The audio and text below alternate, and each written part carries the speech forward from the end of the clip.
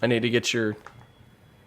I'm trying to do Squareface, dude. It's hard. Squareface. I listen to some podcasts, and Squareface is a major sponsor of most podcasts. Yippee!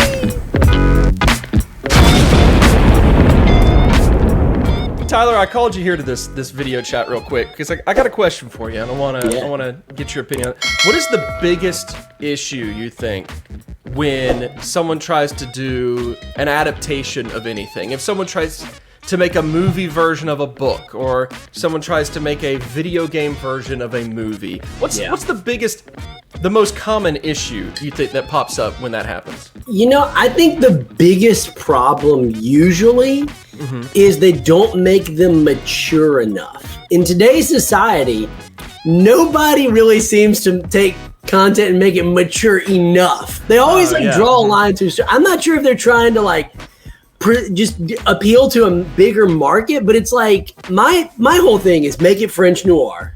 Throw in some gratuitous violence, but keep it black and white so that it really elevates to the level of maturity that people of high intellect like you and I can enjoy. So like if they took My Little Pony and made a live action movie of it, you would want it to be about there being a pony serial killer that they're trying to escape. Exactly. Right. Yeah. But they would probably be like, ooh, we're just going to make it an HBO miniseries and all we're going to have is nudity and violence. But it's like, but not enough. Like, you're not going to do it. You got to go hardcore. Like, oh, God, it's a unicorn. Yeah. And he's stabbing everyone with his horn and, like, graphic impaling and those kinds of things. Thank you. That proves my point. It seems like the most common issue people take with adaptations of anything is not being true to the source material. Yeah, that's what some people would say. So your problem is that you don't think enough adaptations, they don't venture far enough away from the source material. They don't go mature enough. Well, I just want to present to you real quick something I've discovered in terms of not really staying true to the source material. This was something that, well, we live in a golden age, it seems, of figures, of toys, of the highly detailed toys we get these days don't compare to the toys that we got as children, right? I think that's safe to say. Even like the high quality ones we got, like take for example this Darth Vader I have. It's a very nice Darth Vader that came out in the 90s. He's got you could take part of his helmet off to have like this is a Return of the Jedi, after his fight with Luke, Darth Vader. And his arm can swivel at the elbow and at the wrist, so he could do a little bit of... Yeah, it's nice. This is about as good as it got. Like, he can't bend his knees. There's like 8 points of articulation. Yeah. Like, action figures today have more articulation than I do in my body. Yeah, that's actually true.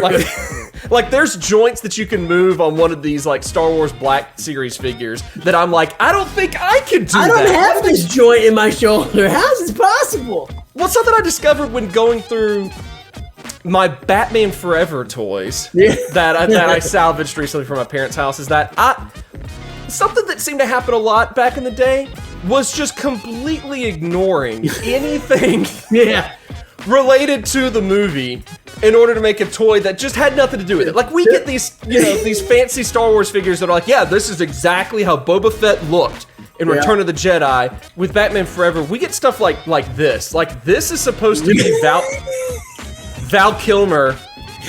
That looks like Space Star Command Buck Williams. This looks like Papa John. Is what actually it does. Like, that's not Val Kilmer. This is Papa John Slattery or whatever his name is. Special $7.99 cheese sticks attack. But so like this is what we got, Like, it's like, the movie's big. We made some toys. The toys are big. Let's just start making random versions. Versions. The Batmobile from Batman Forever. Very accurate to the movie. Very accurate to the movie.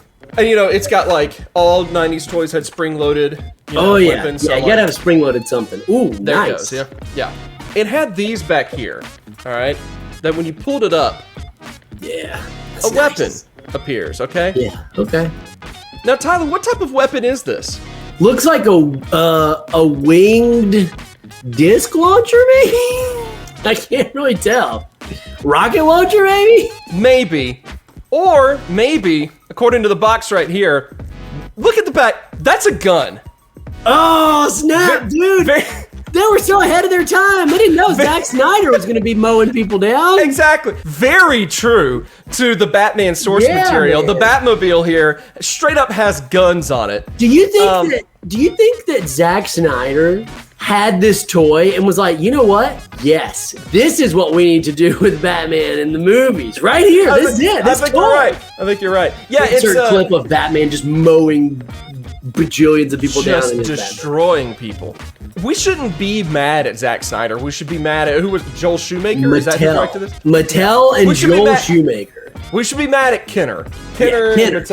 You freaking Kenner, you ruined it. And what's funny is, like, nobody has kids was like, well, actually, this isn't my Batman. Actually, this is not what Batman did in the comics, because you'll see in this Batmobile here, it's got a gun on the cover, and actually, no, as kids, we're like, hey, look at this! And your friend's like, what's that? And you're like, boom, right in your eye. You're like, yeah, this is great. Let me just reload this spring-loaded shield thing at the front of the vehicle. Let me just reload this and get some work done. Well, that's not the only thing. Let me show you two more quick things, okay? I've shown you, you know, Warriors Robin. I swear, like literally, I'm not kidding. If you held that up to a group of 100 strangers and says, what character is this? I can guarantee you, not a one of them would be like, Robin. It's Robin. Yeah. And like, you try to look up like Robin in the movie. At no point is he wearing a bright red. I mean, he's literally an extra in Streets of Rage 2. Like, that's who he is. He's a goon from Streets of Rage 2. This is Super Nintendo beat 'em up Chris O'Donnell. This isn't Robin. And check out this sweet headband. I mean, it's so rocking. Good. I don't care if he didn't wear it in the movie. You know what? I'm pro headband at all times. Well, one thing that I probably did not show you when we first unboxed this was because I didn't pull out all the accessories. Since then, I've explored the accessories, and I found the weapon that he came with. This is the actual weapon. Can I guess? Yes. Okay. Please guess. Traditionally, Robin would have a batarang or a Robin ring. Sure. Or but this is street clothes Robin. Remember, okay, so street clothes Robin, but with a weapon. This is casual Friday Robin. Well, this is not Robin. If he's gonna have any weapon, he would have like a bow staff, which means they probably gave him a machete. They probably gave him or a machete to like just hack people, or a bat with spikes on it would be my, like, knowing this toy line. That's pretty close. They essentially took the idea of both a bow staff and a machete and combined them into this. So this is what appears to be a steel pole. Jeez, with a giant hunting knife. You like a machete on the top, dude. And the other end is a chain link. Is a chain with a padlock that he can bludgeon people to death with. I love that they put the detail of the padlock on there. Like, guys, this weapon's missing something at the end. It's only got a chain. Let's slap a padlock on there. You can't say that they didn't think about this when they were making this figure. No. They thought way too much about it. They're like, okay, Robin's in his street clothes. What if he needs to go get some milk or use the bathroom at the grocery store? Well, he can't bring his chain. He can't bring his weapon in. Let's just have him chain it up to the tree in the bike rack outside. Right. Exactly. That way no one will steal it when he goes to the bathroom. It's for safety. For safety. Exactly. Yeah, so this is a murder weapon. Yeah, he's gonna kill, this is murder weapon. Like we made the joke that this looked like it was Robin if he was in the movie The Warriors. Well, this is it. They gave him a weapon. That's it, man. He's out for blood. I mean, Riddler's like, haha, I have now stolen what you want most in this world. Think about it twice or take a twirl. And Robin's like, straight to the stomach. I just stabbed you 1,000 times and you're dead. Sorry, Jim Carrey. You've been gutted. Let's jump back to the Bruce Wayne real quick, okay? Yeah, that's a Bruce Wayne figure if I've ever seen one. Definitely. Let's jump back to Papa John. So first of all, you know, in the 90s you had... Papa's like, oh no, guys, we're out of pizza sauce. Bad things at the Papa John's tonight. We ran out of pizza sauce too early. I'm just gonna hide. Time to hide. This is one of those transforming figures that it was popular in the 90s to do a transforming figure where because everything had springs in it. So naturally, it's a spring-loaded head, so you can hide him under this chest piece that you slide on top. So now he's getting into a Batman suit. Yeah, he's in there, buddy. Wow, that's a suit. So, it is, right? Now, does this look anything like the Batman suit from any of the movies? Here's the question. Does it matter? No. Did your mom still buy it? Yep, she did. We already said, like, maybe we shouldn't get mad at Zack Snyder. He clearly was just basing his gun-toting Batmobile off of the toys. That's right. Obviously, this had a big influence on the Christopher Nolan films, too, because this is a Batman who's wearing hockey pads.